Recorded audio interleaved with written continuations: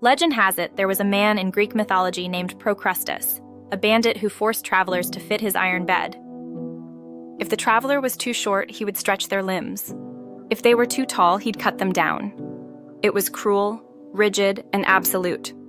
It's a brutal story. But many of us do the same thing inside our own minds. We stretch, shrink, and twist ourselves to fit expectations, who we should be, how we should feel, what others want from us. Until one day, we no longer recognize who we are. This kind of internal editing doesn't begin in adulthood.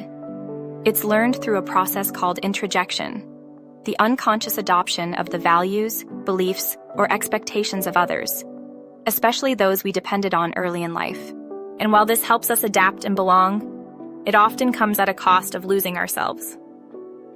Over time, these internalized expectations shape our sense of identity. They influence how we show up in relationships, how we talk to ourselves, how we tolerate discomfort. And unlike physical beds with clear edges, these psychological expectations are invisible, which makes them harder to challenge. You might be the one who never shows anger, even when you're deeply hurt, because you learned that expressing needs made you difficult.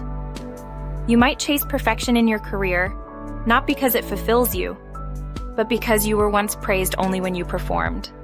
Or maybe you become the emotional caretaker in every relationship, because you learned that being needed was the closest thing to being loved. And because the need to belong is so fundamental to human survival, we adapt, even when it hurts.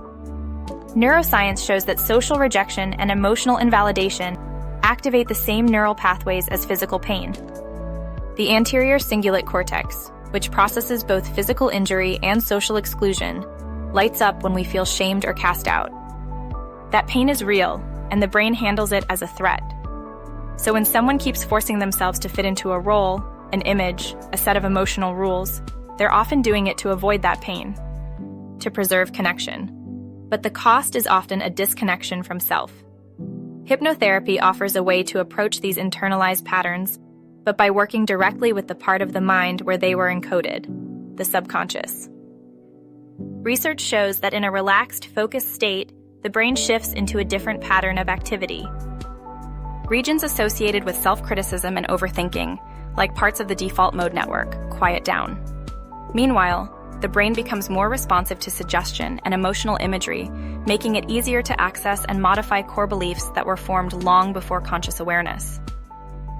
This isn't about blaming families or rejecting culture.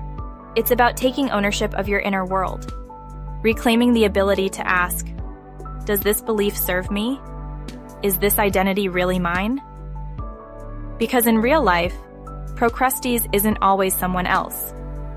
Sometimes it's the voice inside, the one that says, don't be weak. Always be nice. Don't disappoint anyone. Work harder. Try more. Don't need too much. The beliefs vary, but the outcome is the same, a disconnection from what's real. Hypnotherapy doesn't offer instant solutions, but it creates the space to notice. You don't have to keep lying down on the iron bed. You were never meant to fit it.